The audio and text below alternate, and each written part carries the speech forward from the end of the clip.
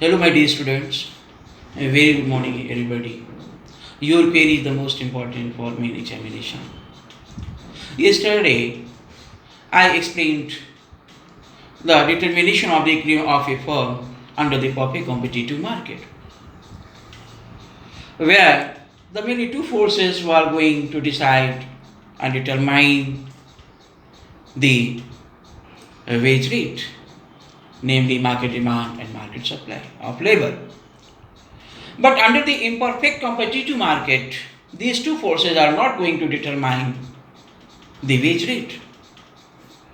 Here we observe that if the wage rate is going on rising, then supply of labor would also go on rising and vice versa. Therefore, you should be cautious in this regard that how to prepare the wages table and then after how to prepare and draw the relevant diagram to determine the firm's equilibrium. First of all, we should make focus on the preparation of the wages table. So now let us write the topic's name is imperfect competitive.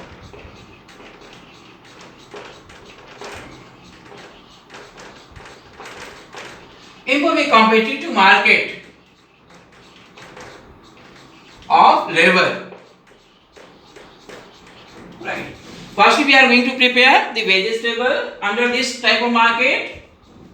Right. And in the first column, the units of labor.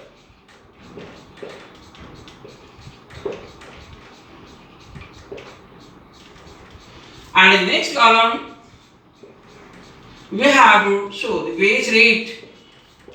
WR stands for wage rate. Then TW stands for, I told yesterday, total wages. Then average wages. Lastly, marginal wages.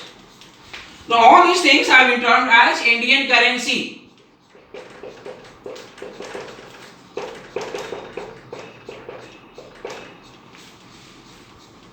Now we are going to show the units of labor. May focus on the wage rate.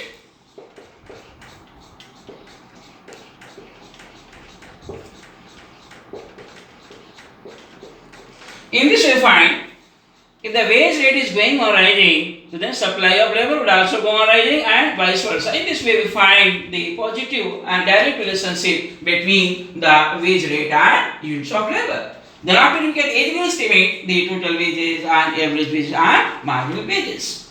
What's formula to calculate total wages? We have already told you all. The units of labor multiplied by wage rate. So 100 multiplied by 1. Then 200 multiplied by 2. So then what would be? Result 400. Then 900. Then 1600. 500 into 5. Lastly 3600. You can easily estimate the value with the application of the relevant formula. Now, how do you estimate the average wages? So, what is the formula to be applied? So, that is the average we have told. The total wages divided by units of labor. Total wages 100 divided by units of labor 1. Then 400 divided by 2 is equal to 900 divided by 3 is equal to, and so on.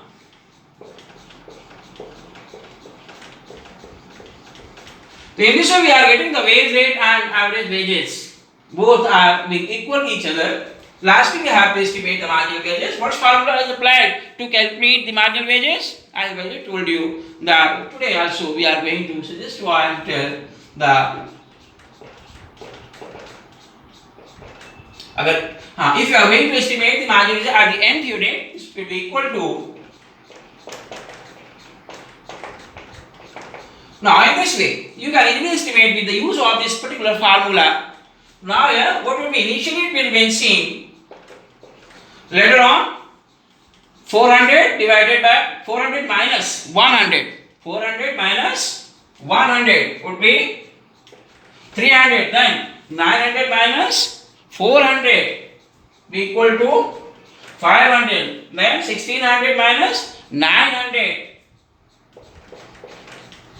In this way, you can easily estimate, right, and so on.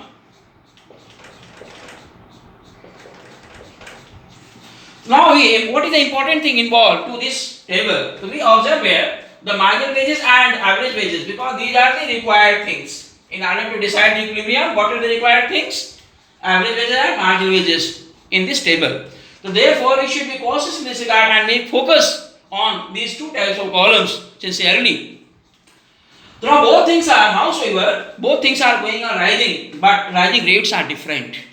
Marginal wages values are greater than average wages. However, initially they are remaining same, but later on we observe the values of marginal wages are greater than average wages. Another important thing, the marginal wages is going on rising at the just double speed, just double rate as compared to the increasing rate in average wages.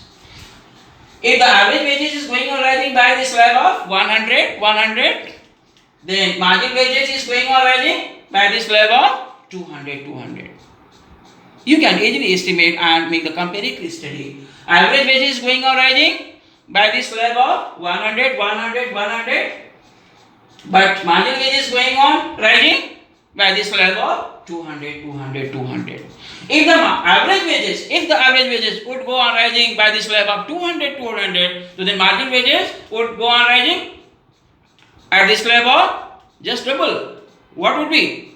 Yes, 400. So in this way we can easily estimate the relationship between the average wages and marginal wages.